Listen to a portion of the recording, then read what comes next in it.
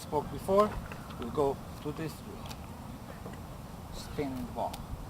Getting the feeling of releasing the ball, getting your arm sideways to the ball, to the body, sorry. Getting under with the fingers under and spinning.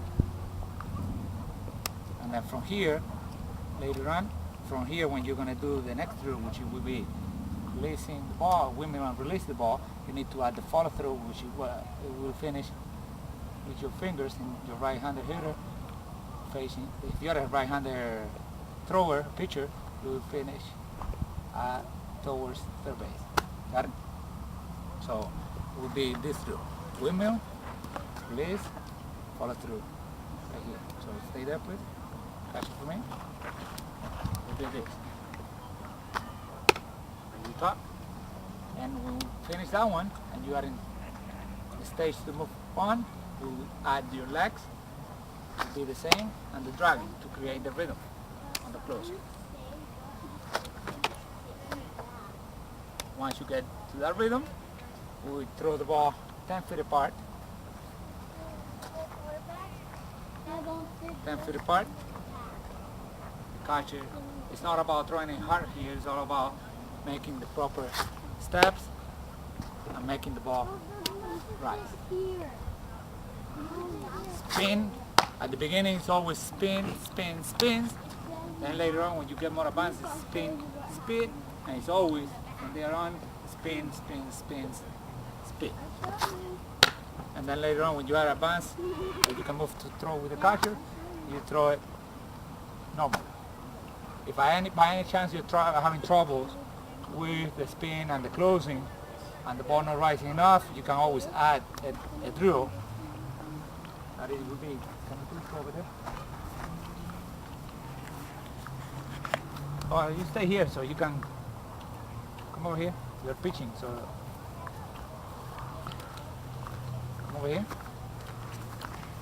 If you are any time that you are having trouble with the ball not rising the proper way, you place the catcher really far away, and then you try to throw the ball in between him and yourself. Got it? So it will be this. You go from sideways, you can go from this position, you can start this position, it don't matter. And later on, from any position, you step forward, go to the sky, and throw the ball, and spin the ball to the middle. You don't try to throw the ball to him, but you try to throw the ball to the sky and add as much spin as you could, followed by the closing, dragging, and the follow through. So it will be 1, 2, 3. Right? Basically, you're throwing the ball to the sky, you're not throwing the ball to an objective. What you're trying to get in on that drill is the proper release, the proper bang, proper follow through, and by the same meaning, the proper closing behind the ball. So it will be this. You see the ball spinning this, that means you do it right. Let's try it. Good job. Good job. Finish how I would like to really teach the baseball. Like I said before, there are different kind of grips. You can try all of them, but I would suggest the one that I explained to you because the ball rise, and not only rise, you jump on top of the plate and you use your back leg. So that means it will be using the C. This finger is the one that works the most. This one is the second works the most, and this one will provide the location, or the rotation of the ball. The others spin. Okay? And from there, the key points are to be in sideways position, slightly lowering your shoulder, and from there spinning, getting your elbow in, your palm in, spinning the ball, and follow through, finish outside, and dragging the leg at the same time, which will provide you with the rhythm and the ability to make the ball move. Right? Any questions? Then you're about a student. If you don't have questions, then you're about a student. You sure? No questions? You sure? No questions? Yes. How would I be able to control this? About where to release it?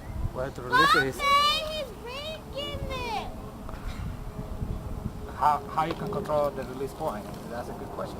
It's the fastball you release and drag it right here.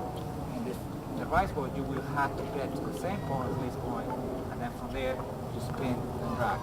It's all about throwing the ball and later on being able to adjust where you want to release the ball. Right. Thank you. That's all for us teaching how to teach a beginner to throw a rice ball.